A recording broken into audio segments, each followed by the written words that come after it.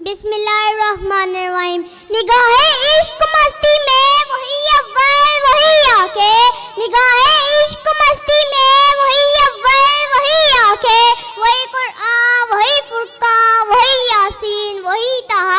نابزر مہمان گرامی اور میرے عزیز ساتھیوں، السلام علیکم. جو محمد مصطفیٰ کی حیات کو اپنی کائنات بنا لے وہ راہ نجات حاصل کر لیتا ہے. سعد علی وقار.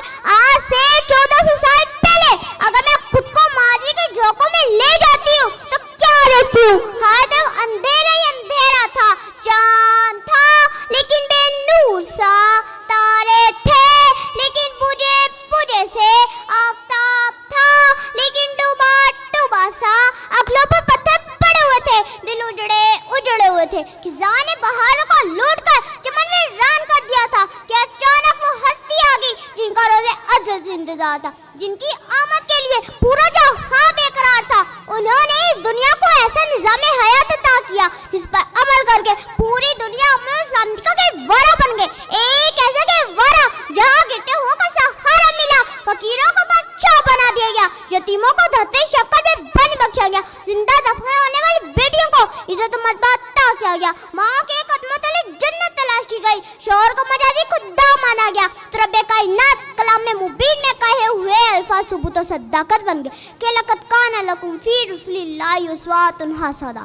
محمد کی محبت دین حق کی شرط اول ہے، محمد کی محبت دین حق کی شرط اول ہے.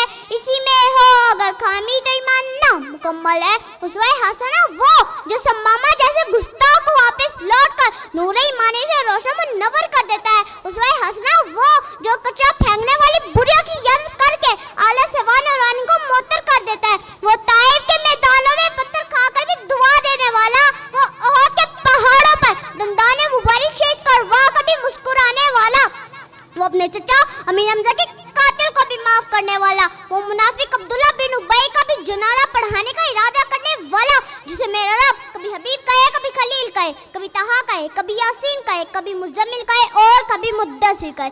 جی ہاں جناب عالی، اسی ہستی کو امت کے درد میں سجدوں میں روتا ہوا دیکھتی ہوں. آج ضرورت اس امر کی ہے کہ ہم اپنے نبی پاک صلی اللہ علیہ وآلہ وسلم کی زندگی کے مطابق اپنی زندگی گزارے. اور میں اپنے نبی کے اسوہ حسنہ کی کیا بات کروں؟ کھائی ہے قسم خود قرآن نے اصحاب کے دوڑتے گھوڑوں کی. اصحاب کا جب یہ عالم ہو تو سردار کا عالم کیا ہوگا. آپ سب کے سوالوں کا شکریہ.